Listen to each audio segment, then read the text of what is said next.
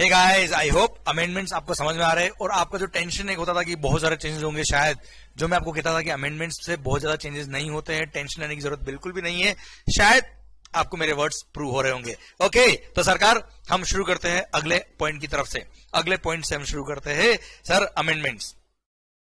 सरकार आगे another amendment नहीं है, एक सर्कुलर है क्लेरिफिकेशन डिपार्टमेंट की तरफ से।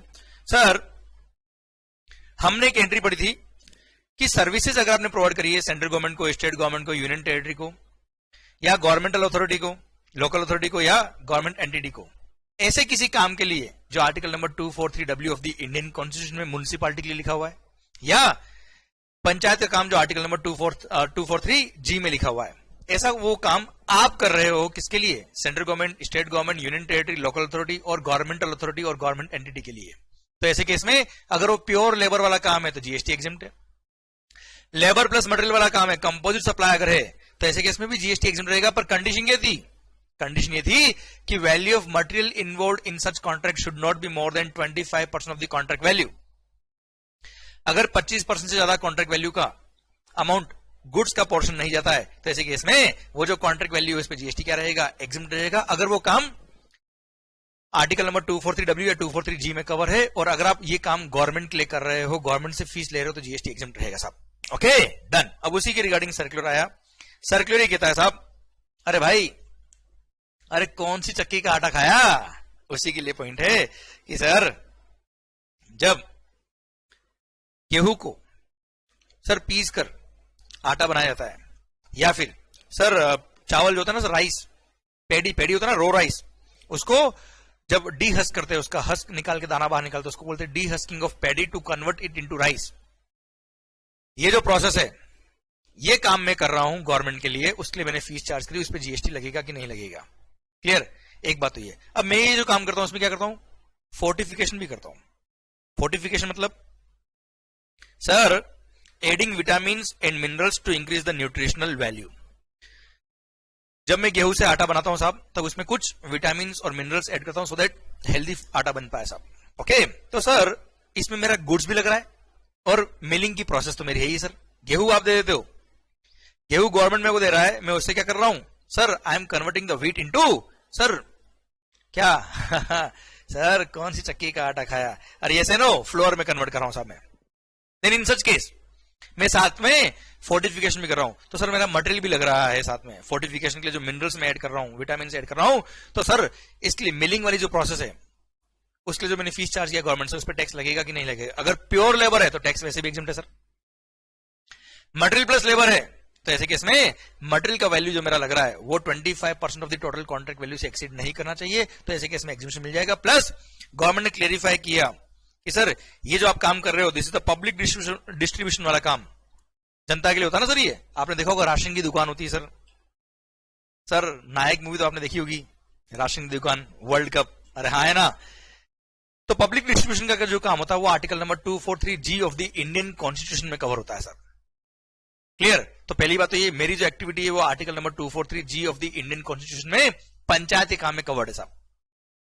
अब ये सर्विस में दे रहा हूं गवर्नमेंट को। अब मेरा जो काम है उसमें अगर मटेरियल जो इन्वॉल्व है वो अगर 25% या उससे कम है तो ऐसे केस में जीएसटी एग्जेम्प्ट रहेगा। और सर ये केस टू केस बेस पर असिस्टेंट करना पड़ेगा, requires assessment on case to case basis कि साहब material involve in my contract is up to 25% और मोर देन 25%। अगर मोर देन 25% हुआ तो टैक्स लग जाएगा, पूरे कॉन्ट्रैक्ट वैल्यू पे टैक्स लगेगा। और अप टू 25% अगर कॉन्ट्रैक्ट वैल्यू का अमाउंट है, मटेरियल का अमाउंट इन्वॉल्व, तो ऐसे केस में जीएसटी नहीं लगेगा। ओके, देखिए क्वेश्चन क्या है। Clarification on GST on milling of wheat into flour or paddy into rice for distribution by state governments under PDS मतलब public distribution system।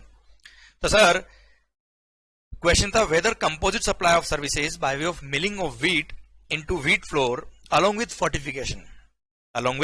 fortification that is adding minerals or vitamins to increase the nutritional value by any person जो ये काम कर रहा है to state government for distribution of such wheat flour under public distribution system is eligible for exemption under entry number 3A or not?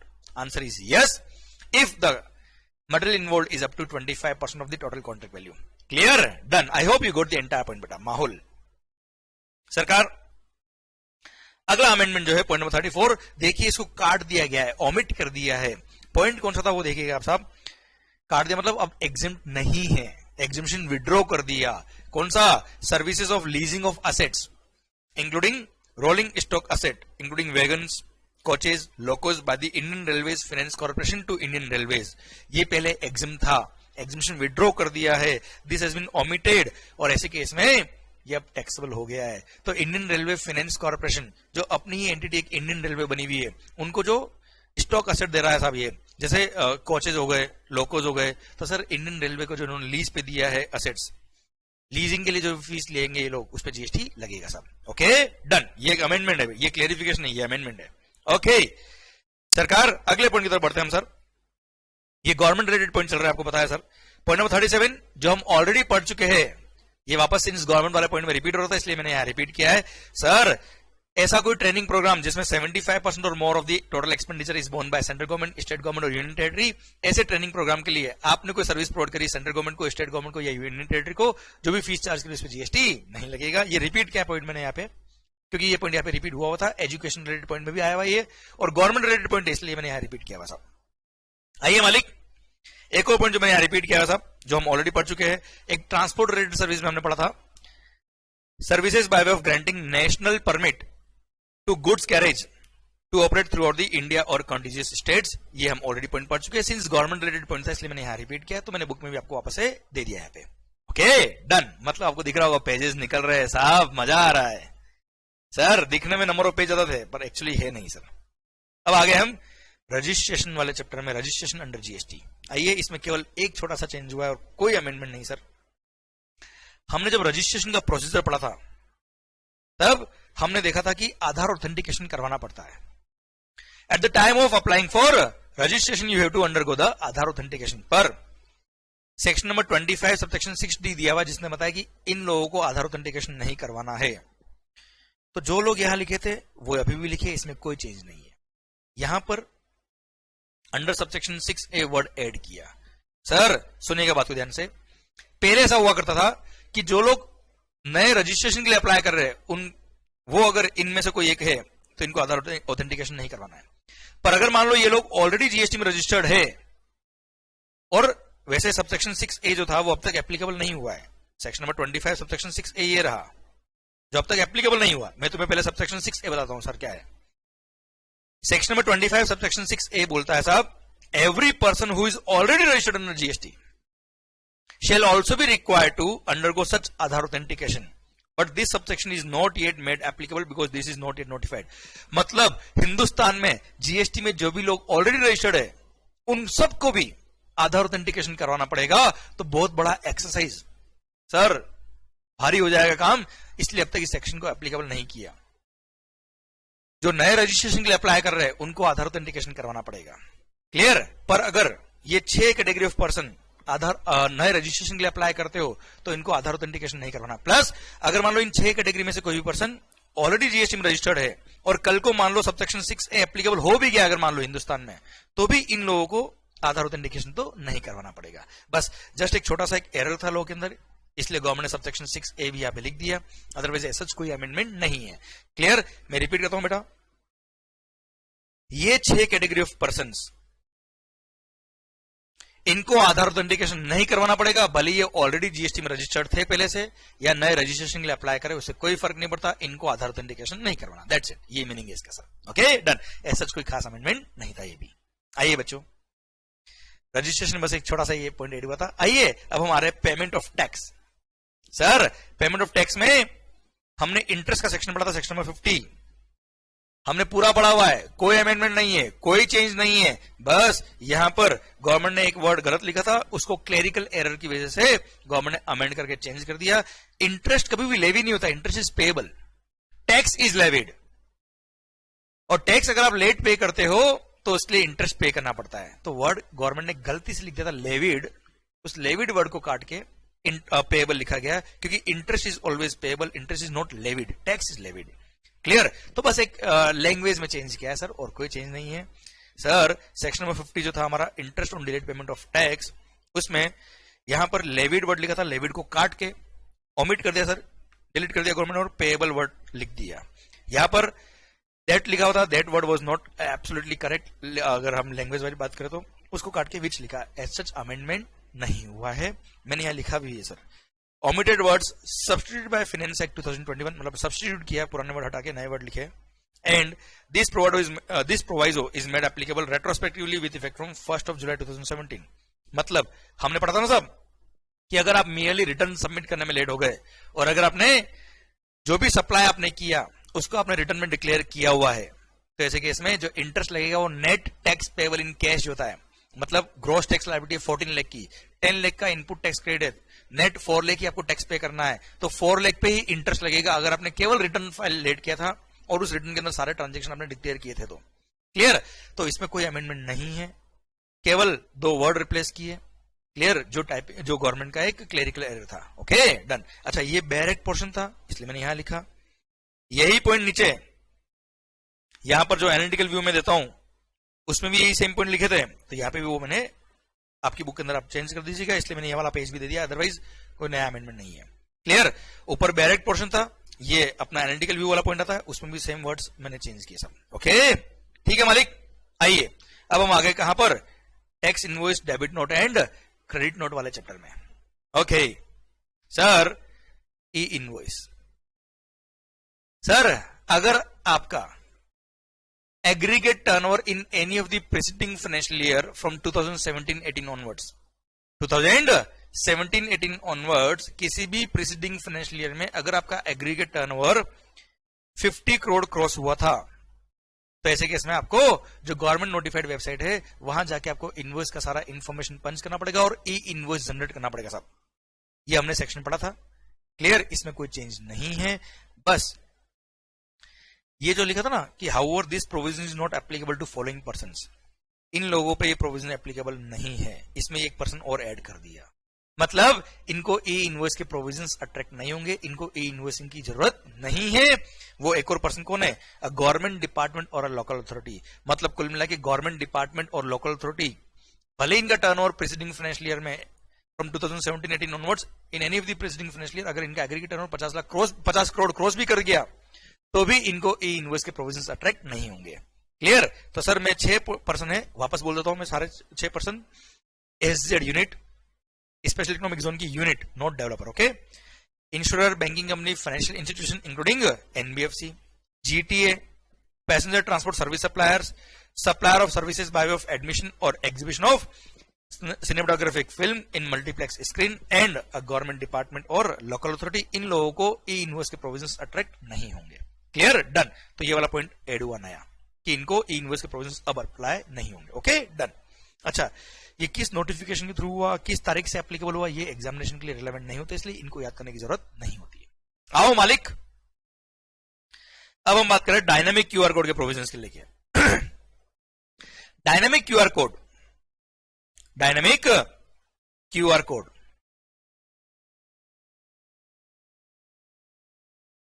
सुनिएगा बच्चों ध्यान से, यहां पर देखिए आप, एक्चुअली क्या था, डायनामिक क्यूआर कोड के प्रोविजंस आगे थे भले ही 1 अक्टूबर से, 1 दिसंबर 2020 से, सर पर गवर्नमेंट ने क्या किया, इसको एक्सटेंड कर दिया कि ठीक है यार, सिंस कोरोना पीरियड चल रहा था सर, सारे बिजनेसेस बहुत ज्यादा स्मूथ नहीं थे, तो गवर्नमेंट ने एक्सटेंड करते गए। तो उसके लिए लिखा है सब कि फर्दर एज पर नोटिफिकेशन में 28 of 2021 dated 30th June 2021 the government has waived the penalty payable for non-compliance of the aforesaid provisions of the dynamic QR code for the period between 1st of December 2020 till 30th September 2021। पहले 30th June 21 तक ही exam था, उसको बढ़ा के government ने क्या कर दिया, 30th September 2021 कर दिया और बोल दिया ठीक है यार 30th September 2021 तक अगर आपने डायनेमिक क्यूआर कोड के प्रोविजंस फॉलो नहीं किए तो भी चल जाएगा।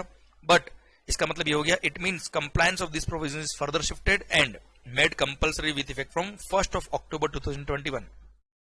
1 अक्टूबर 2021 से डायनेमिक क्यूआर कोड के प्रोविजंस को कंपल्सरी एप्लीकेबल कर दिया हिंदुस्तान के अंदर। अच्छा, वैसे डायनेमिक क्यूआर कोड कब जरूरत था बेटा, जस्ट नॉलेज के लिए वापस रिपीट कर रहा हूं मैं आपके लिए। अगर in any of the preceding financial year from 2017-18 onwards आपका एग्रीगेट टर्नओवर अगर 500 करोड़ क्रॉस हुआ था और अगर आप B2C सप्लाई कर रहे हो, आई रिपीट B2C सप्लाई, मतलब आपके कस्टमर अनरजिस्टर्ड है उनको आप सप्लाई कर रहे हो, तो ऐसे केस में सर आपको अपने इनवॉइस पे डायनामिक क्यूआर कोड लगाना पड़ेगा। क्यों? अच्छा, अब इसका रीजन क्या था? सो दैट जो आपका कस्टमर आ रहा है, कस्टमर एंड यूजर है अनरजिस्टर्ड जीएसटी में, वो अपने मोबाइल एप्लीकेशन से डायरेक्ट उस डायनेमिक क्यूआर कोड को स्कैन करे और डायरेक्ट उस पर अमाउंट भी लिखा हुआ आ जाए और वो डायरेक्ट पे कर दे अपने मोबाइल एप्लीकेशन से using UPI ID etcetera. Clear? Just to facilitate the digital payment government ने इस तरह का कॉन्सेप्ट इंट्रोड्यूस किया था। Okay, done. तो सर डायनेमिक क्यूआर कोड क्या होता है आपको पता पड़ गया, पर एप्लीकेबल कर दिया compulsory with effect from 1 October 2021। Okay sir, कोई खास बात नहीं है इसके अंदर, अभी तो प्रेजेंटली एप्लीकेबल है। अब सर इसके रिलेटेड सर्कुलर इशू हुए, 2 सर्कुलर इशू हुए, मैं दोनों आपको समझाना चाहता हूं। बहुत कई सर्कुलर्स हम अभी पढ़ने वाले हैं। सर्कुलर्स में क्लेरिफाई किया गवर्नमेंट ने, एक्चुअली क्या हुआ, डायनेमिक क्यूआर कोड के प्रोविजन जैसे एप्लीकेबल किए हिंदुस्तान में, तो सर जो रिटेल आउटलेट होता है ना, जैसे बिग बाजार देखो, जैसे देखो बेटा, जिनका एग्रीगेट टर्नओवर 500 करोड़ क्रॉस हुआ उन्हीं के लिए एप्लीकेबल है,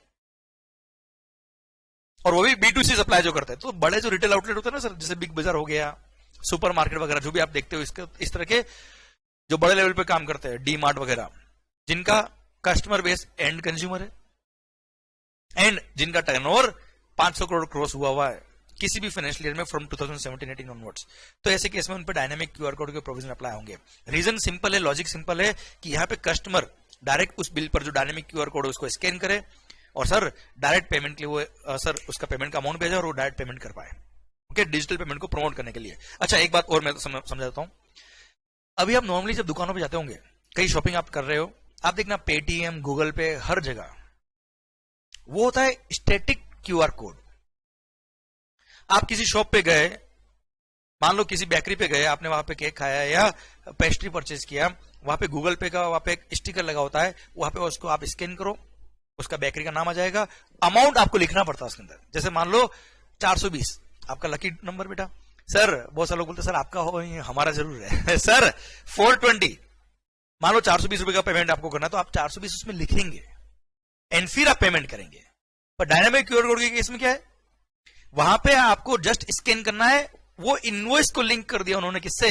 डायनेमिक क्यूआर कोड से। तो इनवॉइस में जो अमाउंट है वो डायरेक्ट रिफ्लेक्ट करेगा आपके मोबाइल एप्लीकेशन में और डायरेक्ट आप पेमेंट कर पाएंगे, आपको अमाउंट टाइप करने की जरूरत नहीं होती है। ये डायनेमिक क्यूआर कोड होता है, हर इनवॉइस में अलग अलग अमाउंट आएगा साहब। मैंने इनवॉइस जो इश्यू करवाया आपसे वो 420 रुपए का था, आपका मान लो आप और होशियार हो, आपका 840 रुपए का सर, तो आपका जब स्कैन करेंगे तो 840 आएगा। सो जो भी आपने शॉपिंग किया है 25 रुपए का, 50 रुपए का, 100 रुपए का, वो उसमें अमाउंट आ जाएगा, डायरेक्ट पे कर दीजिए आप। In single payment, single shot you can make the payment. ये डायनामिक क्यूआर कोड का पर्पज है सर। अब इसके ऑपरेशन में कुछ इश्यूज थे, कुछ क्लेरिफिकेशन चाहिए थे इंडस्ट्री के लिए, उसके सर्कुलर आ गया, पढ़ लेते हैं हम sir. First point, to which invoice is notification number 14 of 2020, मतलब जो ये डायनामिक क्यूआर कोड को था, is applicable. Would this requirement be applicable on invoices issued for supplies made for exports?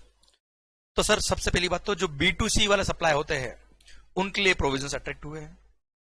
Second, export के लिए एप्लीकेबल नहीं है। Export पे ये एप्लीकेबल क्यों नहीं है? क्योंकि सर हमने अभी जब ई इनवॉइस की बात करी थी, तब ई इनवॉइस अप्लाई होता है कब? जब आप B2B सप्लाई कर रहे हो, या फिर एक्सपोर्ट अगर आप कर रहे हो तो भी आपको ई इनवॉइस के प्रोविजंस अट्रैक्ट होंगे।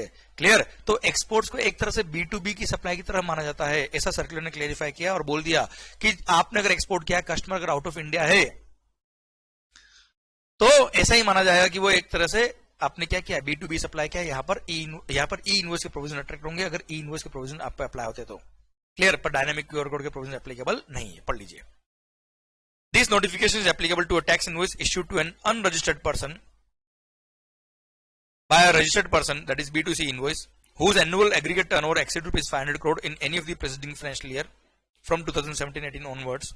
However, the said notification is not applicable on an invoice issued by certain specified person, जो हमने साथ जो कुछ एक्सेप्शन इसमें दिए हुए sir. As regards the supplies made for exports, though such supplies are made by a registered person to an unregistered person. However, as e-invoice are required to be issued in respect of supplies to exports, exports के लिए आपको e-invoice issue करना पड़ता है, इसलिए treating them as B2B supplies, उनको एक तरह से B2B supplies मानते हुए उनमें e-invoice के प्रोविजन अप्लाई होते हैं, इसलिए ये वाला जो नोटिफिकेशन है डायनेमिक क्यूआर कोड का will not be applicable to them, मतलब डायनेमिक क्यूआर कोड के प्रोविजंस एक्सपोर्ट के लिए एप्लीकेबल नहीं है।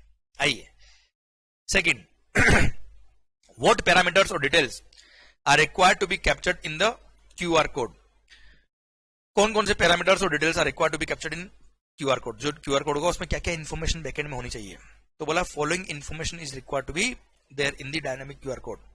सप्लायर का GST नंबर, सप्लायर का UPI ID, payee's bank account number and IFSC code, जो बैंक का IFSC कोड होता है ना बेटा वो, then invoice number and invoice date, total invoice value and GST amount along with the breakup, CGST है कि SGST है, IGST है या सेस है, etcetera. Further dynamic QR code should be such that it can be scanned to make a digital payment. Dynamic QR code इस तरह का होना चाहिए कि वो डायरेक्ट आप पेमेंट कर पाए साहब, ठीक है मालिक।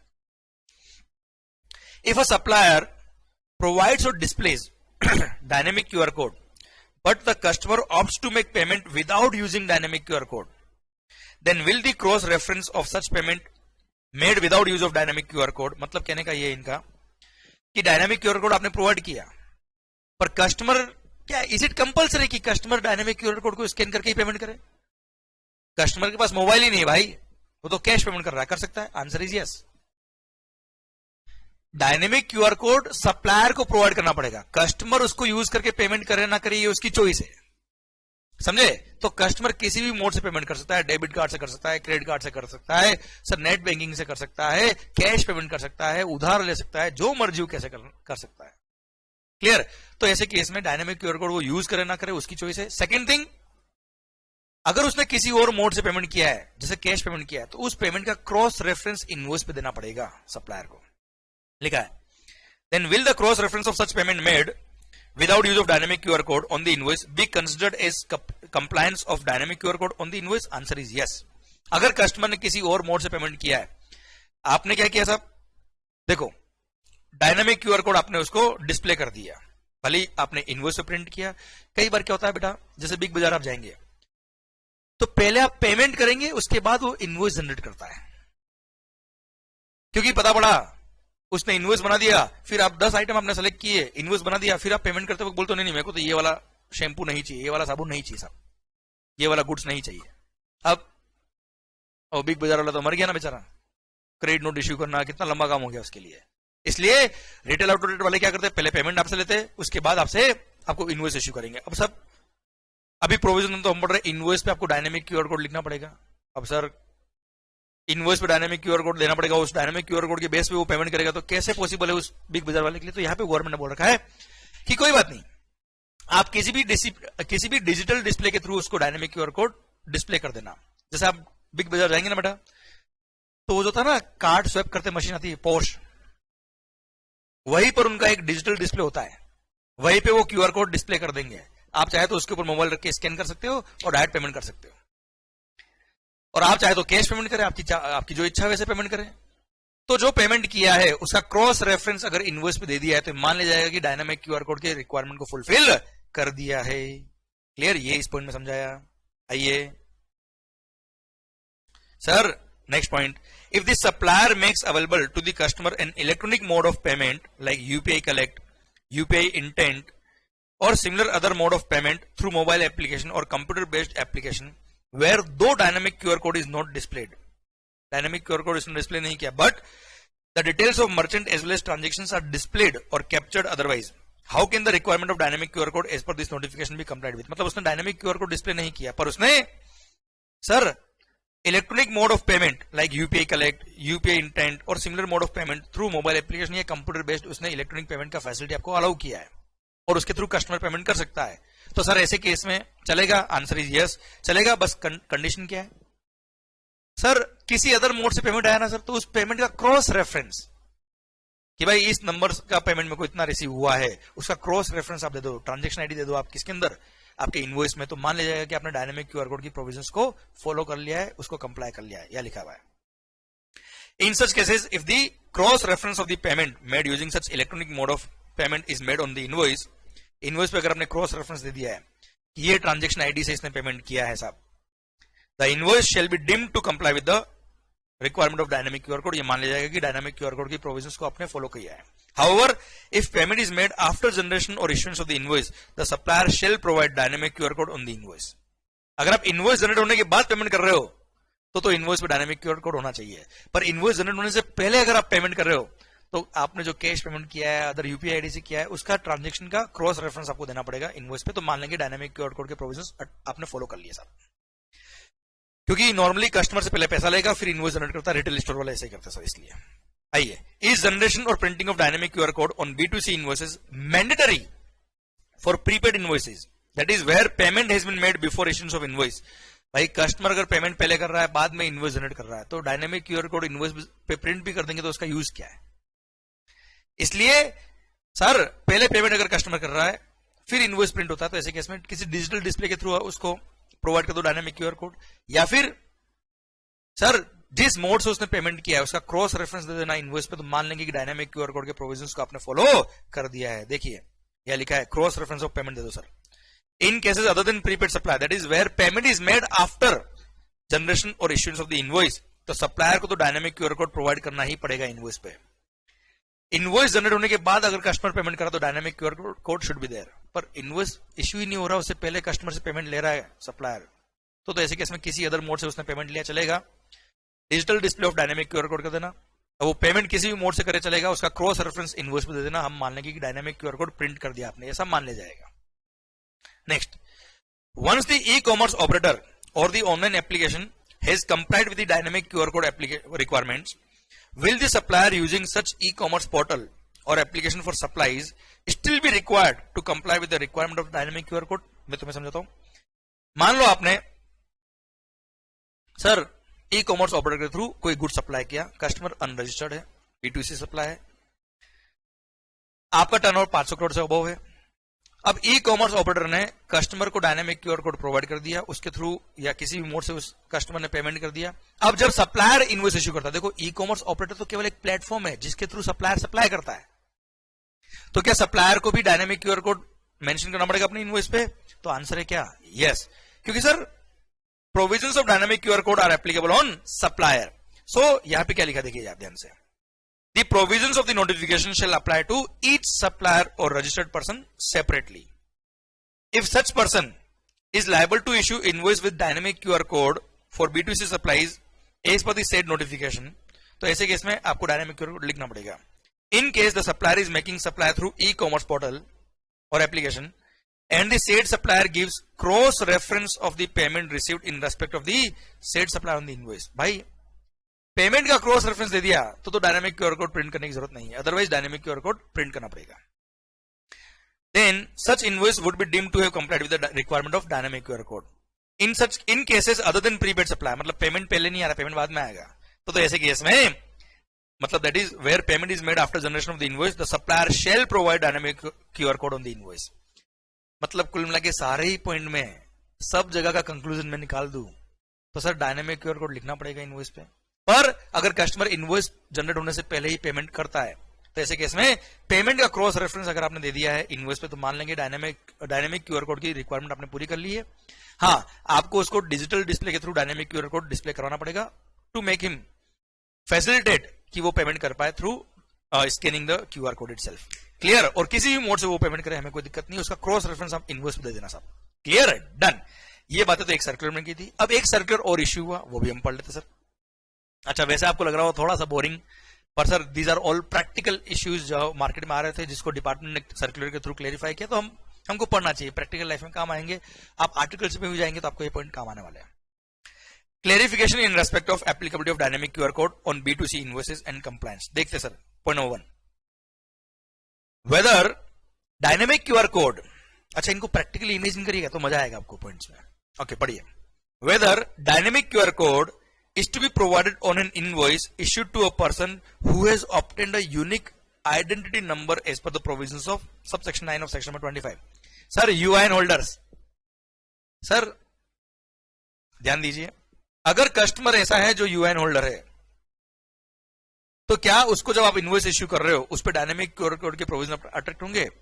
सर पहली बात तो ये, अगर कस्टमर रजिस्टर्ड पर्सन है, रजिस्टर्ड टू रजिस्टर्ड आप बेच रहे हो, B2B है, तो डायनामिक क्यूआर कोड अप्लाई नहीं होता है।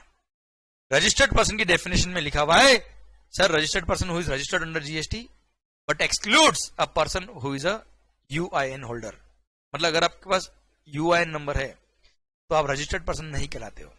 इसलिए ऐसे केस में डायनामिक क्यूआर कोड के प्रोविजन अट्रैक्ट होंगे। इसको B2C सप्लाई ही मानेंगे and it shall be required to comply with the requirement of dynamic QR code. UIN holder को रजिस्टर्ड पर्सन नहीं मानते हैं as per definition of registered person, इसलिए उसको B2C सप्लाई मानेंगे और वहां पे डायनामिक क्यूआर कोड चाहिए साहब। Next, UPI ID is linked to the bank account of the payee और the person who is collecting the money. UPI ID जो था ना, आपने भी गूगल पे वगैरह देखा होगा, तो यूपीआई आईडी होता है हर एक का, आपके बैंक से वो लिंक्ड है। Whether bank account and IFSC details also need to be provided separately in the dynamic QR code along with the UPI ID.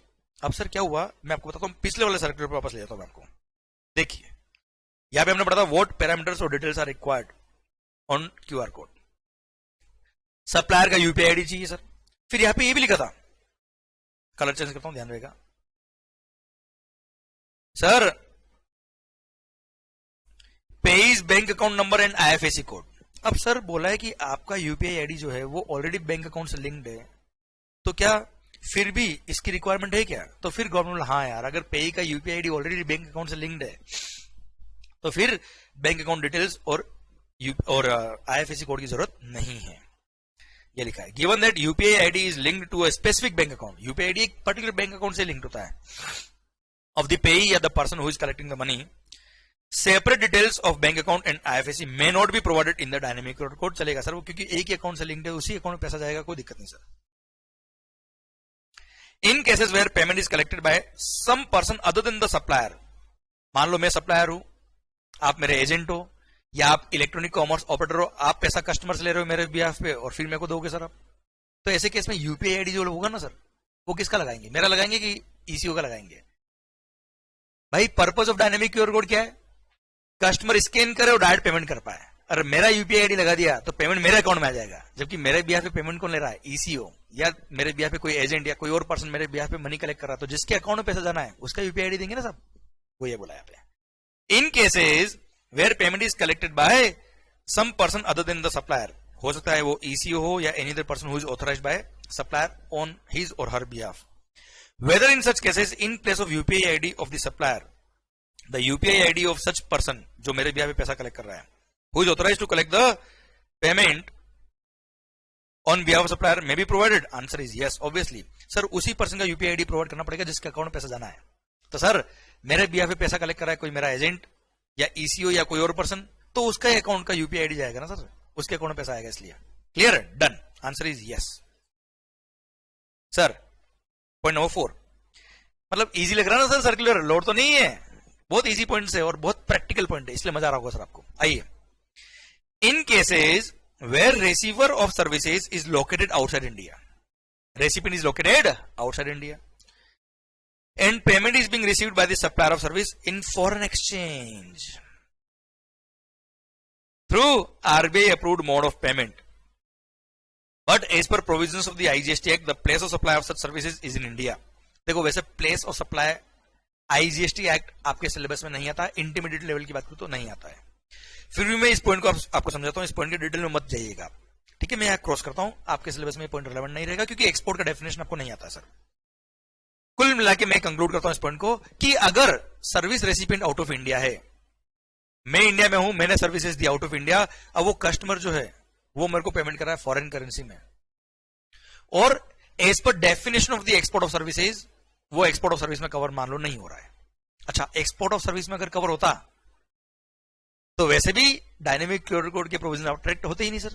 क्यों नहीं होते अट्रैक्ट? हमने सर्कुलर का फर्स्ट पॉइंट पढ़ा था कि एक्सपोर्ट को B2B सप्लाई माना जाता है, इसलिए वहां पे ई इनवॉइस के प्रोविजन अट्रैक्ट होंगे, डायनेमिक क्यूआर कोड के प्रोविजन अट्रैक्ट नहीं होंगे। अब क्वेश्चन आता है क्या, पेमेंट आ रहा आउट ऑफ इंडिया से, रेसिपिएंट आउट ऑफ इंडिया है, पर वो एक्सपोर्ट ऑफ गुड्स या एक्सपोर्ट ऑफ सर्विस की कैटेगरी में नहीं आ पा रहा है।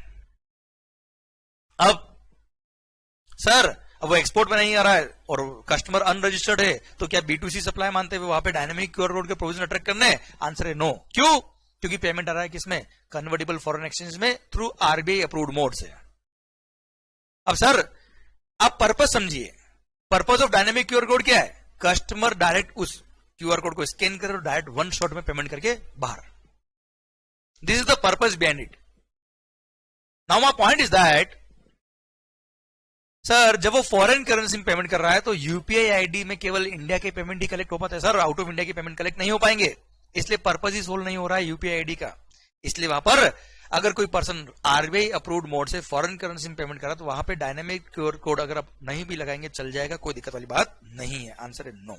मतलब डायनेमिक क्यूआर कोड ऐसे केस में नहीं चाहिए सर, अगर फॉरेन करेंसी में पैसा आ रहा है तो। ओके, ठीक सर। नेक्स्ट है, in some instances of retail sales over the counter, जैसे बिग बाजार को इमेजिन करिएगा सर, पहले कस्टमर पैसा देता है, फिर इनवॉइस जनरेट होता है सर। तो मैंने आपको बताया ना, पेमेंट का क्रॉस रेफरेंस दे देना, ये मान लेंगे डायनेमिक क्यूआर कोड का प्रोविजन आपने फॉलो कर लिया। पढ़ो। In some instances of retail sales over the counter, the payment from the customer is received on the payment counter by displaying dynamic QR code on digital display. जैसे मैंने बताया कि big बाजार में जो आप परचेसिंग करेंगे उसका जो पोस्ट मशीन होता है उसी में वो डिजिटल डिस्प्ले के through dynamic QR code display कर देते हैं। तो उसमें डिस्प्ले कर दिया उन्होंने। Where is the invoice along with the invoice number is generated on the processing system being used by the supplier और merchant after receiving the payment. भाई इनवॉइस नंबर और इनवॉइस जनरेट कब होता है? पेमेंट रिसीव होने के बाद। In such cases it may not be possible for the merchant और supplier to provide details of the invoice number in the dynamic QR code. देखो बेटा, हमने जब पिछला सर्कुलर पढ़ा था उसमें अगेन मैं यहां ले जा रहा हूं आपको, कौन कौन सी इंफॉर्मेशन चाहिए डायनेमिक क्यूआर कोड के लिए। वहां हमने पढ़ा था invoice number and invoice date चाहिए साहब डायनेमिक क्यूआर कोड के अंदर। अब सर कस्टमर पेमेंट पहले कर रहा है, उसके बाद इनवॉइस जनरेट होगा, तो उसी टाइम तो इनवॉइस नंबर जनरेट होगा सर। तो पेमेंट के बाद हो रहा है सर। अब डायनेमिक क्यूआर कोड के अंदर इनवॉइस नंबर कैसे आएगा जब तक इनवॉइस जनरेट ही नहीं हो रहा है सर। तो ऐसे केस में उस सर्कुलर के इस पॉइंट ने ये क्लेरिफाई किया मेरे मालिक कि सर ऐसे केस में जो कस्टमर ने पेमेंट किया है उसका ऑर्डर आईडी या ट्रांजैक्शन आईडी आप इनवॉइस में मेंशन कर देंगे तो हम मान लेंगे कि डायनेमिक क्यूआर कोड के प्रोविजन को आपने फॉलो कर लिया। पढ़िए, it may not be possible for the merchant और supplier to provide details of the invoice number in the dynamic QR code displayed to the customer on payment counter. However, each transaction, that is receipt of payment from a customer, is having a unique order ID or sales reference number which is linked to the invoice of the said transaction. आपका जो invoice है उससे unique order ID या unique sales reference number link किया हुआ साहब। Whether in such cases the order ID or reference number of such transaction can be provided in the dynamic QR code displayed digitally instead of invoice number. जब invoice number generate नहीं हुआ तो invoice number तो दे नहीं पाएंगे। तो उसी जगह पर अगर आपने कस्टमर से पेमेंट लेते वक्त उस डायनेमिक क्यूआर कोड के अंदर ये यूनिक सेल्स रेफरेंस नंबर या ऑर्डर आईडी अगर आपने मेंशन कर दिया है, काम हो जाएगा, कोई दिक्कत नहीं है सर। प्रैक्टिकली तो ऐसे होगा ना सर, इनवॉइस नंबर तो जनरेट हुआ नहीं, उसकी जगह यूनिक ऑर्डर आईडी या सेल्स रेफरेंस नंबर आप मेंशन कर दीजिएगा, कोई दिक्कत नहीं सर। ओके, ये यहाँ पे आंसर दिया है सर। आइए मालिक, सर्कुलर के लास्ट पॉइंट पे हम पहुंच गए। When part payment has already been received by the merchant or supplier, either in advance or by adjustment using a voucher or discount coupon, etc. Before the dynamic QR code is generated, what amount should be mentioned in the dynamic QR code for invoice value? देखो वापस मैं ऊपर ले जाता हूं sir, आपको इन सब point की डेप्थ आपको समझ में आएगी सर। देखिए यहां पे लिखा है what parameters are required on dynamic QR code। यहां पे देखो टोटल इनवॉइस वैल्यू भी लिखा है सर। अब मेरा क्वेश्चन ये, मान लो इनवॉइस की वैल्यू थी 15,000 15,000 की, मैंने ऑलरेडी एडवांस पेमेंट किया हुआ 3,000 रुपए का, 2,000 रुपए के मेरे पास वाउचर है सर, कोई नेट मेरे को पेमेंट करना है 10,000 रुपए। अब अगर डायनेमिक क्यूआर कोड के अंदर पूरा 15,000 जो इनवॉइस वैल्यू वो अगर मेंशन कर दे, तो मैं अगर डायनेमिक क्यूआर कोड को स्कैन करूंगा तो पूरा 15,000 मेरा अमाउंट आएगा जो मुझे पेबल दिखाएगा। क्या मुझे 15,000 पे करना है? Answer is no, I need to pay only ₹10,000। इसलिए यहां पे सर्कुलर ने ये क्लेरिफाई किया कि अगर कस्टमर ने ऑलरेडी कुछ एडवांस पेमेंट कर दिया है या कोई और एडजस्टमेंट के थ्रू पेमेंट ऑलरेडी कर दिया है, तो नेट जो अमाउंट होगा सर, रिमेनिंग अमाउंट जो पेबल बाय द कस्टमर है वही आप इनवॉइस वैल्यू की जगह पे लिखिएगा। डायनेमिक क्यूआर कोड के अंदर वो जो रिमेनिंग अमाउंट उसको पे करना, वो लिखना, क्योंकि purpose of dynamic QR code क्या है? कस्टमर उस क्यूआर कोड को स्कैन करे और डायरेक्ट पे कर दे। तो डायरेक्ट पे कितना करेगा? 10,000 आया ना, तो डायरेक्ट उसको स्कैन करते ही 10,000 ही डिस्प्ले होना चाहिए। इसलिए बोला इंस्टेड ऑफ इनवॉइस वैल्यू जितना रिमेनिंग पेबल है उतना आप लिख दीजिए, कोई दिक्कत नहीं, चलेगा सर। Clear, done. ये डायनेमिक क्यूआर कोड के जितने भी प्रैक्टिकल इश्यूज थे सारे खत्म होते हैं अब। शायद आपको समझ में आए, शायद आपको सारे पॉइंट क्लियरली माइंड में बैठे सर आपके। ओके माहौल सरकार, आइए हम आगे बढ़ते हैं सर। अब हम आ गए ई इनवॉइस वाले चैप्टर, सॉरी ई वे बिल के चैप्टर में सर। रूल नंबर 138A, ई वे बिल। भाइयों ई वे बिल में हम आ गए सर। अच्छा कुछ नहीं है, ये भी एक सर्कुलर है, क्लेरिफिकेशन है जो आपको ऑलरेडी आता है। अच्छा, पहले बैकग्राउंड देता हूं तो आपको सर्कुलर अपना हो जाएगा। देखो सर्कुलर आपको हमेशा क्या सोचना है, लॉ आपने पढ़ा हुआ है, इंडस्ट्री का एक क्वेश्चन आया, लॉ को अप्लाई करिए, आपके दिमाग से क्या आंसर आना चाहिए, बस वही होगा सर्कुलर में, मेरी गारंटी सर। पर प्रैक्टिकली सोचिए इसको आप। चलिए, ई वे बिल सर, अगर value of goods consignment value of goods is exceeding ₹50,000 तो वहां पर ई वे बिल की रिक्वायरमेंट होती है sir, if the registered person is causing movement of the goods. Clear. अब सर जब truck driver person incharge of the conveyance goods लेके निकलेगा तो उसके पास डॉक्यूमेंट क्या क्या चाहिए सर? रूल नंबर 138A ने बताया है कि द डॉक्यूमेंट्स और devices to be carried on by the person incharge of the conveyance. Driver के पास क्या होना चाहिए? इनवॉइस होना चाहिए सर, ईवे बिल का कॉपी होना चाहिए सर उसके पास। क्लियर। इंपोर्ट अगर किया है उसने गुड्स तो बिल ऑफ एंट्री भी होना चाहिए सर, ये हमने ऑलरेडी पढ़ा हुआ है। अच्छा, यहां पे क्या लिखा? इनवॉइस होना चाहिए। पर सर जहां पर ई इनवॉइस के प्रोविजंस अट्रैक्ट होते हैं, जहां पर इनवॉइस ई इनवॉइस की फॉर्म में इश्यू हुआ है, क्या वहां पर physical copy of the invoice होना जरूरी है? Answer is no. वहां पर ई इनवॉइस अगर होगा, उसका क्यूआर कोड भी अगर उसने ऑफिसर को बता दिया, उसको स्कैन करके पूरे इनवॉइस की इंफॉर्मेशन उसके सामने वैसे भी आने वाली है, तो यहाँ पे क्लेरिफाई किया कि फिजिकल इनवॉइस की जरूरत नहीं है, ई इनवॉइस होगा, चल जाएगा सब। क्लियर। ये यहाँ पे सब रूल 2 में लिखा था, उसी का सर्कुलर दिया। पढ़ो एक बार सब रूल नंबर 2 पढ़ो। इन केस, ये हमने ऑलरेडी लेक्चर पढ़ते वक्त भी डिस्कस किया था sir. In case, and this is obvious बेटा, अब पढ़ो।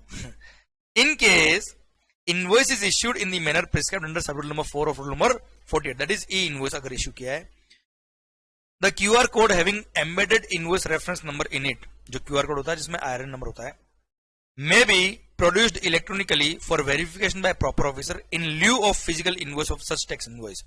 मतलब in lieu of मतलब उसके बदले में, physical copy of the invoice के बदले में QR कोड आप प्रोवाइड कर देंगे ऑफिसर को तो भी काम चल जाएगा। तो बस उसी को वापस इन्होंने रिपीट करके क्वेश्चन पूछ लिया, whether carrying physical copy of invoice is compulsory during movement of the goods in cases where supplier have issued e invoices in the manner provided under rule number 48(4) of the CGST rules. तो sir rule ने खुद नहीं बोला है कि आप physical copy of the invoice नहीं रखेंगे, केवल क्यूआर कोड डिस्प्ले कर देंगे तो भी काम हो जाएगा, तो किस बात का फिजिकल कॉपी चाहिए सर? टेक्नोलॉजी गवर्नमेंट प्रमोट ही क्यों कर रही है? सो दैट ये पेपरलेस काम हो जाए सर सारे। Okay done. तो यहाँ पे फिजिकल कॉपी नहीं चाहिए, अगर आपके पास क्यूआर कोड है उसको आप प्रोवाइड कर दो ऑफिसर को, वो उसको स्कैन करके वेरीफाई कर लेंगे सर। Clear done. चलिए मालिक, एक बड़ा ही सुंदर बहुत ही काम का एक छोटा सा अमेंडमेंट हुआ है, पर बहुत काम का है सर।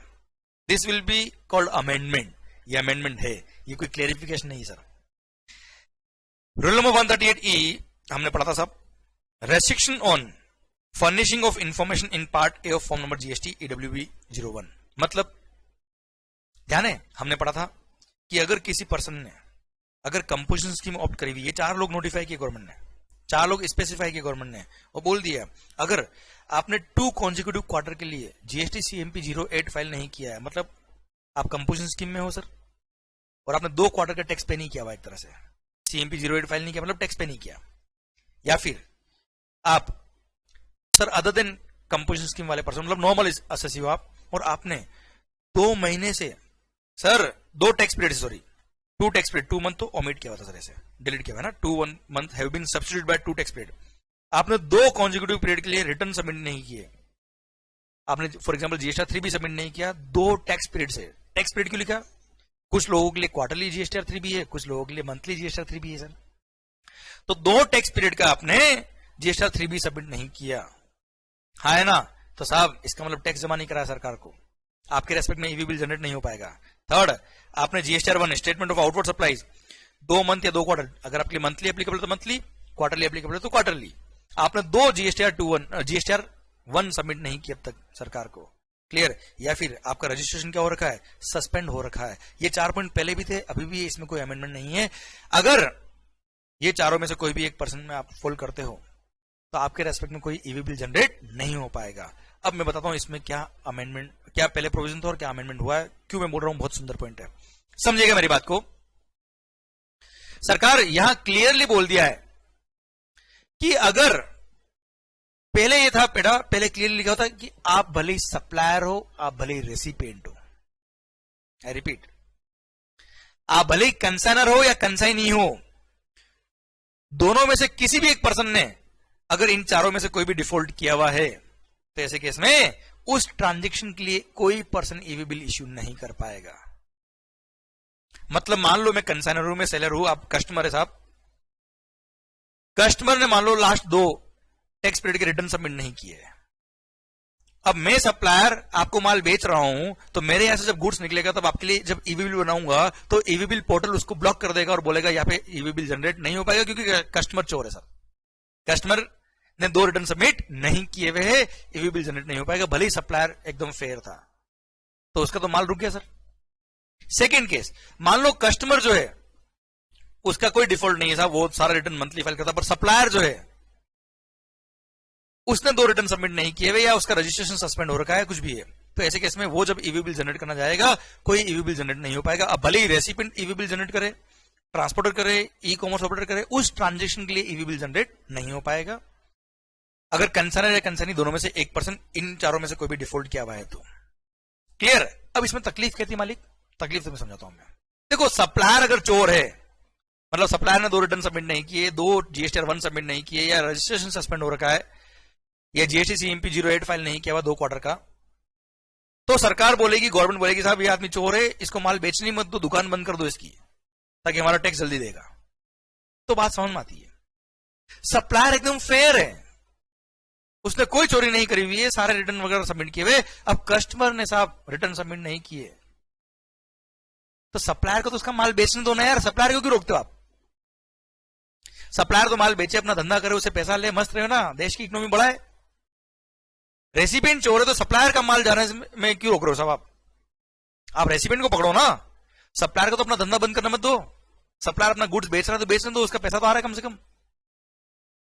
वो सप्लायर जो सप्लाई करेगा उसका टैक्स तो आपको जमा कराएगा ना सर। रेसिपिएंट चोर जान दो सर। इसलिए गवर्नमेंट ने अमेंडमेंट किया और गवर्नमेंट ने इंडस्ट्री की बात सुनी और बोला ठीक है ठीक है ठीक है, ये चारों लोग अगर सप्लायर है, सप्लायर ने इन 4 में से कोई भी ऑफेंस किया हुआ है तो ईवी बिल जनरेट नहीं हो पाएगा, अदरवाइज ईवी बिल जनरेट हो जाएगा। मतलब रेसिपिएंट भले ही चोर हो, कोई दिक्कत नहीं, 2 रिटर्न छोड़ो, उसने 10 रिटर्न सबमिट नहीं किए रेसिपिएंट ने, कोई बात नहीं सर, अगर सप्लायर इन 4 में से कहीं भी फॉलो नहीं करता ईवी बिल जनरेट हो जाएगा, कोई दिक्कत नहीं सर। पढ़िए इसको अब आप क्या लिखा है पे, notwithstanding anything content in sub rule number 1 of rule number 138, no person, भले वो कंसाइनर हो, कंसाइनी हो, ट्रांसपोर्टर हो, ई कॉमर्स ऑपरेटर हो या कुरियर एजेंसी हो, no person shall be allowed to furnish the information in part A of GST EWB 01 sir in respect of any outward movement of goods of a registered person.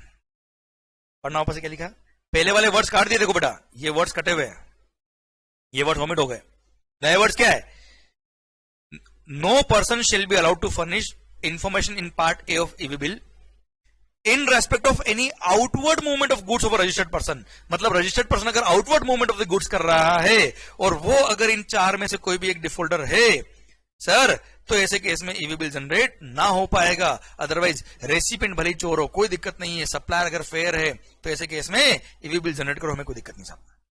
Clear? I hope you got the entire point. कुल मिला के पहले word से देखिए sir, पहले क्या word से बताता हूं मैं आपको। पहले वर्ड से in respect of registered person whether as a supplier और अ रेसिपिएंट, मतलब सप्लायर चोर हो या रेसिपिएंट चोर हो, दोनों में से कोई भी एक पर्सन अगर चोर हुआ तो ईवी बिल जनरेट नहीं हो पाएगा। अभी रेसिपिएंट भले ही चोर हो, चोर मतलब इन 4 कैटेगरी में कवर है, तो रेसिपिएंट भले ही चोर हो कोई दिक्कत नहीं साहब, सप्लायर अगर इन 4 में से एक है तो ईवी बिल जनरेट नहीं हो पाएगा, रेसिपिएंट भले ही चोर हो कोई दिक्कत नहीं सर।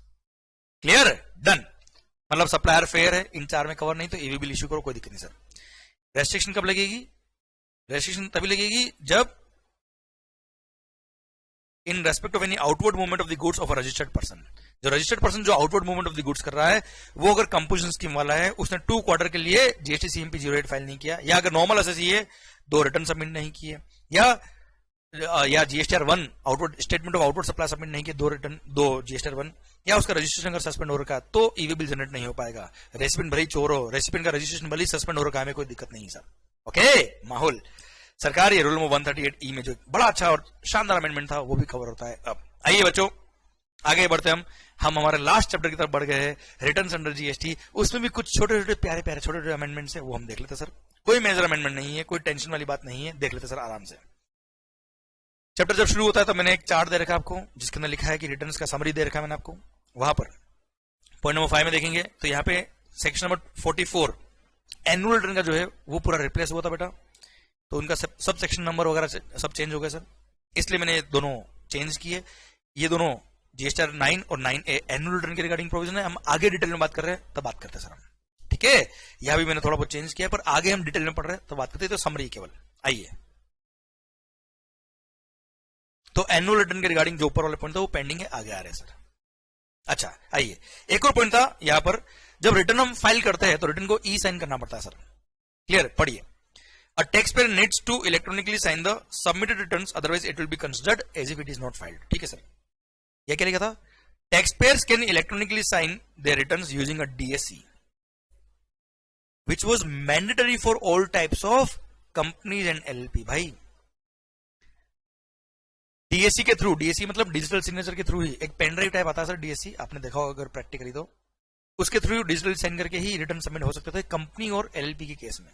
पर सर जब लॉकडाउन आया, कोविड आया, तो सर गवर्नमेंट ने टेम्परेरी, हमने पढ़ा भी था, टेम्परेरी अलाउ कर दिया सर, कंपनीज को और LLPs को अलाउ कर दिया कि ठीक है यार, अब उनका क्या DSC पड़ा था ऑफिस में, लॉकडाउन हो गया, वो वर्क फ्रॉम होम कर रहे हैं, अब DSC नहीं होगा तो रिटर्न कैसे फाइल करेंगे, तो गवर्नमेंट ने अलाउ कर दिया था उस टाइम टेम्परेरी की, ठीक है साहब। अब ई साइन जो आधार बेस्ड OTP होता है, या EVC electronically verification mode code which is send to registered mobile number and email ID of the authorised signatory, mobile number या ईमेल आईडी पे OTP आ जाएगा, उसके थ्रू वेरीफाई होकर रिटर्न सबमिट हो जाएगा।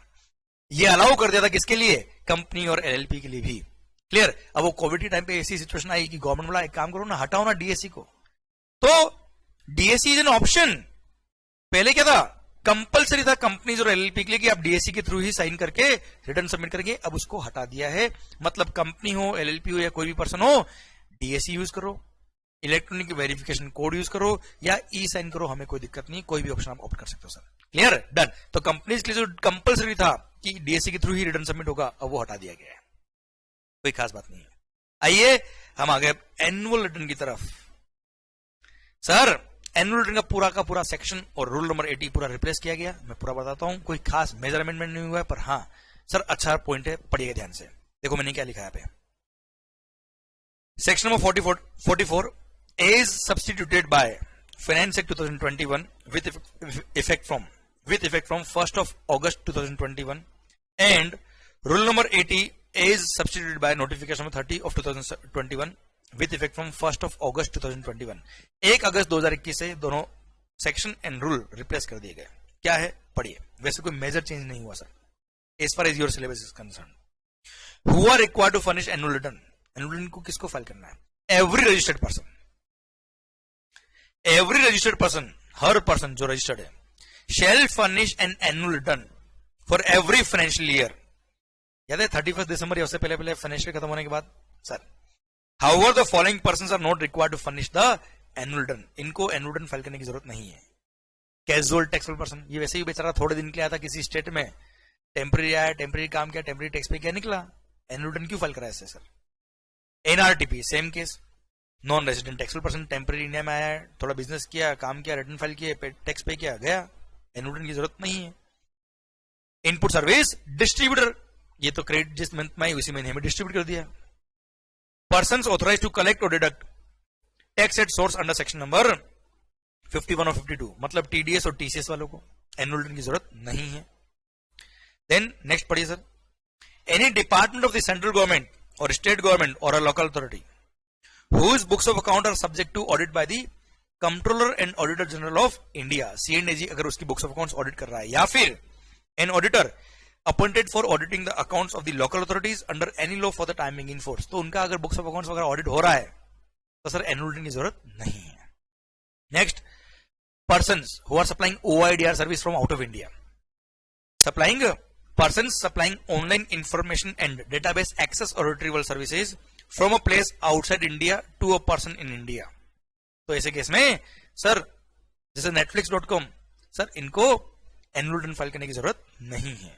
फर्दर क्या लिखा मालिक, the commissioner may on the recommendation of the GST Council by notification exempt any class of registered person from filing annual return under this section। Commissioner को power दिया हुआ साहब कि GST काउंसिल की रिकमेंडेशन पे वो चाहे तो कुछ और लोगों को भी नोटिफाई कर सकते हैं कि आपको एनुअल रिटर्न की जरूरत नहीं है, और ये पावर यूज करके सर जिनका भी aggregate turnover is up to ₹2 crore for the financial year 2020-21, उनको बोलिए तुमको एनुअल रिटर्न फाइल करने की जरूरत नहीं है। पढ़िए, देखिए ऊपर तो लिखा every registered person is required to file annual return, और यहां पे गवर्नमेंट ने एग्जाम कर दिया कि the commissioner on the recommendation of the GST council has exempted the registered persons having aggregate turnover in the financial year 2020-21 up to ₹2 crore from the filing of annual return for the said financial year. मतलब आपका 2020-21 में अगर aggregate turnover up to ₹2 crore है तो आपको annual return file करने की जरूरत नहीं है। क्लियर माहौल सर? तो कुल मिला के 2 करोड़ तक का एग्रीगेट टर्नओवर है तो उनके लिए एनुअल रिटर्न फाइल करने की जरूरत नहीं है। वैसे नॉलेज के लिए बताता हूं, 2017-18, 18-19, 19-20 में भी सेम एग्जीबिशन गवर्नमेंट ने दे रखा था, और 2021 के लिए बोल दिया कि 2 करोड़ तक का टर्नओवर है तो एग्रीगेट टर्नओवर 2 करोड़ तक का एग्रीगेट टर्नओवर है तो एनुअल रिटर्न फाइल करने की जरूरत नहीं है। क्लियर? अब what is the due date of filing annual return? वही 31 दिसंबर after the end of the relevant financial year. Financial खत्म होने के बाद जो नेक्स्ट फाइनेंशियल ईयर का 31 दिसंबर आएगा तब आपको एनुअल रिटर्न फाइल करने का लास्ट डेट है sir. What is the prescribe form of annual return? Normal SSC के लिए जीएसटीआर 9, कोई चेंज नहीं, कोई अमेंडमेंट नहीं सर।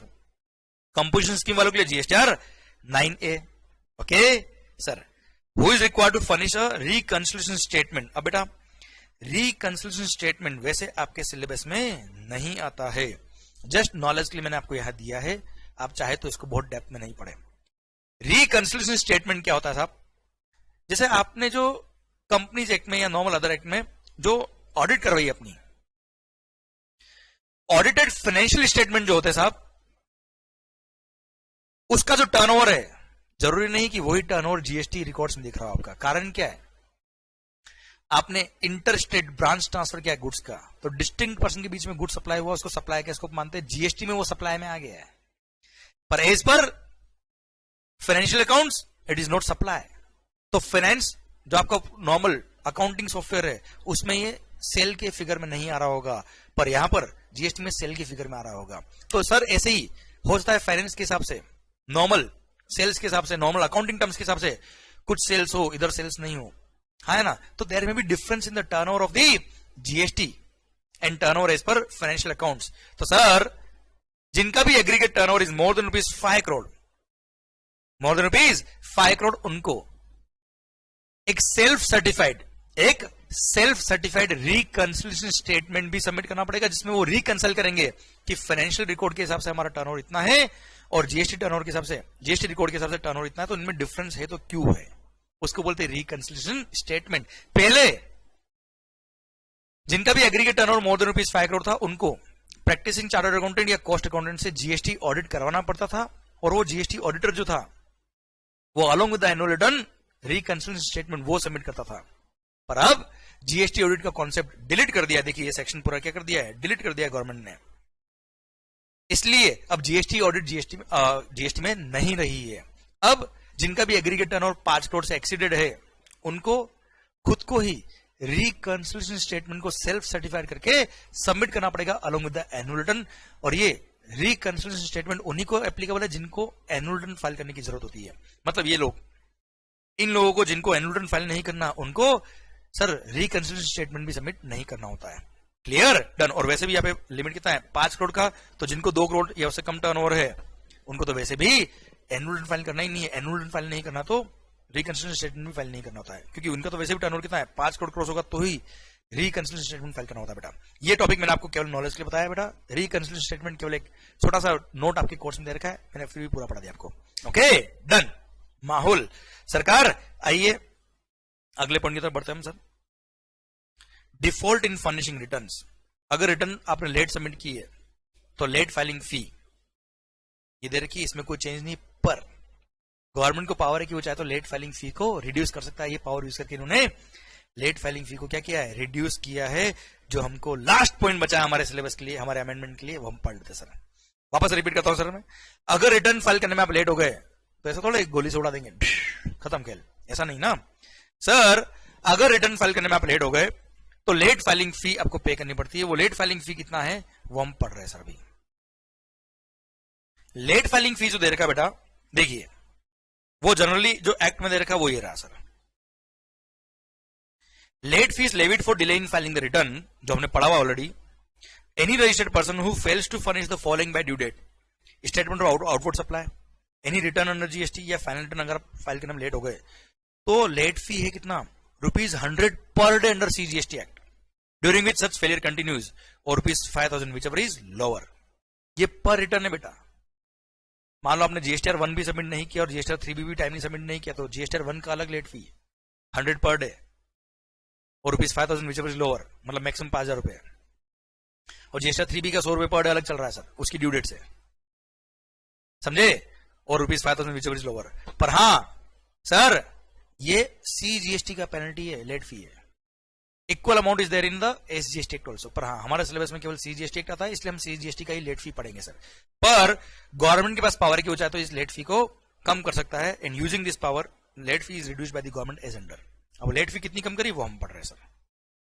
इसको मैंने एक चार्ट फॉर्म में दिया है, कैटेगराइज किया है, सो दैट आपको इजीली याद करने में मतलब इजीली याद हो जाए सर आपको, क्लियर, आपको टफ नहीं लगे इसलिए। देखिए सर, अच्छा यहाँ पे स्टार मार्क किया है या स्टार मार्क किया है, स्टार मार्क किया है, यहाँ पे स्टार मार्क किया है या हैश मार्क किया है, यहाँ पे दे रखा है, ये देखिए sir, the maximum amount of late fee is reduced by this notification, तारीख ये है फ्रॉम मंथ और जून एंडिंग जून 2021 ऑनवर्ड्स या 2021-22 ऑनवर्ड्स। तो ये रिलेवेंट नहीं है, क्योंकि मैंने आपको बताया किस दिन से ये लेट फी एप्लीकेबल हुई है, किस दिन से रिड्यूस हुई है, वो आपके सिलेबस में नहीं आता, वो आपको याद करने की जरूरत नहीं सर, ठीक है। ये तो ठीक है, मेरे को लिखना पड़ता है बुक के पर्पज के लिए, तो मैंने लिखा था सर, तो ये तारीख आप याद नहीं करेंगे चल जाएगा। ओके, वैसे बताता हूँ जून 2021 ऑनवर्ड्स ये लेट फी रिड्यूस हो गई थी सर। ओके, अब लेट फी कितनी अपने को तो ये याद रखना, अभी करंटली लेट फी कितनी वो याद रखना, बस कब से एप्लीकेबल हुई वो याद रखने की जरूरत नहीं है। चलिए, क्लास ऑफ रजिस्टर्ड पर्सन। सबसे पहला, registered person who have nil outward supplies in the tax period.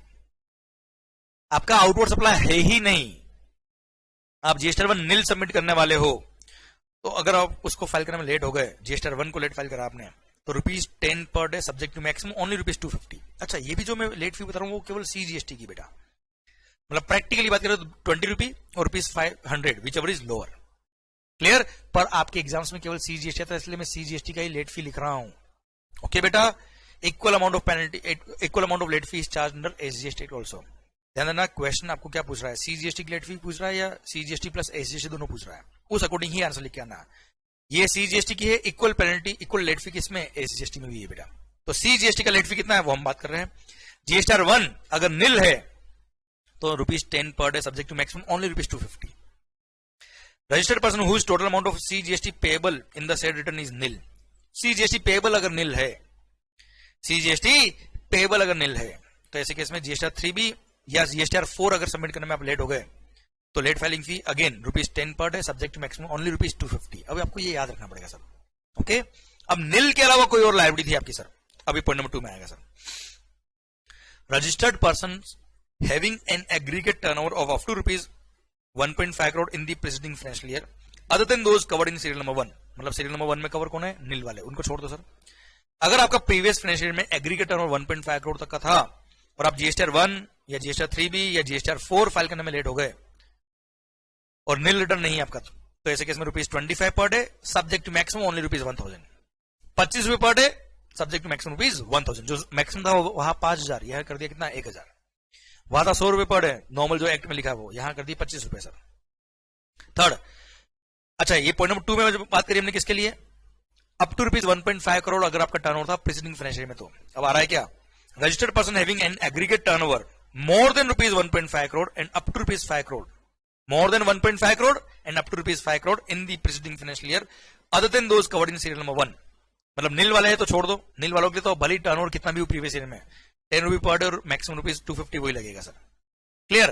तो उनके छोड़ के बाकी लोग जिनका टर्नओवर मोर देन ₹1.5 करोड़ है अप टू ₹5 करोड़, तो ऐसे केस में जीएसटीआर 1 या 3 भी फाइल करने में अगर वो लेट हो गए तो ऐसे केस में ₹25 पर डे पर सब्जेक्ट टू मैक्सिमम ₹2500 है।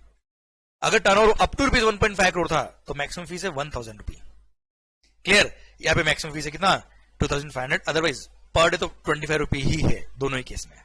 नील के केस में ₹10, मैक्सिमम 250, अदर देन नील है तो ₹25 पर डे पर सब्जेक्ट टू मैक्सिमम ₹1000 अगर प्रीवियस में टर्नओवर 1.5 करोड़ तक का था तो अप टू 5 करोड़ तक था, more than 1.5 crore up to ₹5 crore तो maximum amount is ₹2.5000। Sir next, registered person required to deduct TDS under section 51, मतलब टीडीएस डिडक्टर जो गवर्नमेंट डिपार्टमेंट वगैरह होते हैं वो अगर लेट हो गए तो जीएसटीआर 7 सबमिट करने में अगर लेट हो गए तो ₹25 पर डे सब्जेक्ट मैक्सिमम ₹1000। वैसे टीडीएस और टीसीएस के प्रोविजंस आपके कोर्स में नहीं आते तो आप इस पॉइंट को नहीं ध्यान रखेंगे तो भी चल जाएगा sir. Clear. Input service distributor अगर लेट हो गया सर रिटर्न सबमिट करने में तो अगेन ₹25 पर डे पर maximum ₹5000। Then registered NRTP whose total amount of CGST payable in the said return is nil. NRTP का अगर टैक्स पेबल निल है, जीएसटी फाइल करने में लेट हो गया तो ₹10 पर डे पर मैक्सिमम ₹5000 ही उसके लिए, उसके मैक्सिमम अमाउंट कम नहीं किया। क्लियर। पर अदर देन निल रिटर्न है उसका, मतलब कुछ लायबिलिटी है उसकी। बढ़िए, registered NRTP person who have CGST liability payable in the said return, तो ऐसे केस में ₹25 per day maximum ₹5000 will be the late filing fee अगर वो रिटर्न सबमिट करने में लेट हुए तो जीएसटीआर 5 को। Clear, done. अब बेटा ये सब अलग अलग पर्सन के लिए अलग अलग जो लेट फाइलिंग फी दे रखी है ये आपको याद ही करना पड़ेगा। हाँ, याद करने के लिए मैंने जो चार्ट दिया आपको वो हेल्प करेगा सो दैट इजीली आप याद कर पाए। मैं वापस से रिवाइज कर लेता हूं। नॉर्मल एसएससी है और जीएसटीआर 1 में नील लायबिलिटी है, मतलब नील आउटवर्ड सप्लाई है तो ₹10 पर डे मैक्सिमम ₹250। जीएसटीआर 3 भी नील लायबिलिटी अगर है, प्रीवियस ईयर में टर्नओवर कुछ भी हो, ₹10 per day maximum ₹250। Clear sir. या जीएसटीआर 4 मतलब कंपोजिशन स्कीम वाला है, नील लायबिलिटी है तो सर ऐसे केस में जीएसटीआर 4 सबमिट करने में लेट हो गया तो ₹10 पर डे मैक्सिमम ₹250 ही है सर। पर अगर प्रीवियस ईयर में टर्नओवर अप टू ₹1.5 करोड़ था और नील रिटर्न वाला सिस्टम नहीं है आपका तो ऐसे केस में ₹25 पर डे मैक्सिमम ₹1000। पर यहाँ पे अगर turnover more than ₹1.5 crore up to ₹5 crore तो मैक्सिमम फीस को बढ़ा दिया है, 2500 कर दिया है। पर डे फीस कितना है? 25 ही है other than nil liability sir. Clear sir. Then अगर आप टीडीएस वाले हो तो ऐसे केस में ₹25 per day maximum ₹1000। Then input service distributor अगर आप हो तो ₹25 पर डे मैक्सिमम ₹5000। यहाँ पे मैक्सिमम फीस को कम नहीं किया है। एनआरटीपी के लिए नील वाला केस है तो ₹10 पर डे मैक्सिमम 5000 ही है सर। अदर देन नील है तो ₹25 मैक्सिमम ₹5000 पर रिटर्न ही है सर। Clear, done. इसी के साथ भारत माता की जय। इसी के साथ ये लेट फी वाला प्रोविजन भी खत्म होता है और इसी के साथ सारे अमेंडमेंट्स जीएसटी खत्म होते हैं। अब मैंने आपसे प्रॉमिस किया था बच्चों कि अमेंडमेंट से डरने का नहीं, अमेंडमेंट से कोई फर्क नहीं पड़ता, अमेंडमेंट से कॉन्सेप्ट चेंज नहीं होता सर। अमेंडमेंट के नाम पे जो कई सारे लोग डरते हैं सर, डरने की जरूरत नहीं है, क्योंकि अगर आपके कॉन्सेप्ट्स क्लियर है, अगर आपने चीजों को प्रैक्टिकली सुन के पढ़ा हुआ है, प्रैक्टिकली इमेजिन करके पढ़ा हुआ है तो कभी आपको प्रॉब्लम आती ही नहीं है। Clear. So all the best. माहौल बनाइए, मस्त रहिए, खुश होके पढ़ो, प्रैक्टिकल इमेजिन होके पढ़ो, कॉन्सेप्ट भी पढ़ाई करो और माहौल बनाते रहो। बस दुआओं में याद रखना। All the best, take care. और ध्यान रखना आपकी जो पॉजिटिव एनर्जी है, आपके अंदर की जो ताकत है वही आपको सक्सेस दिलाएगी। Never get demotivated. जो नेगेटिव लोग हैं उनकी बात सुनने का नहीं, और वो कुछ बोलते भी तो उनकी बात पे ध्यान देने का नहीं। माहौल बनाते रहो और सर आपकी जो हिम्मत है वो बनाए रखना। सर भगवान आपके साथ है, क्योंकि जो हिम्मत दिखाता है, जो मेहनत करता है, भगवान भी उसका साथ देता है। All the best. भगवान के घर हो सकता है देर हो, अंधेर नहीं होती है। All the best. Love you lot. Take care, enjoy the time and take care of your family also. Thank you so much. Bye.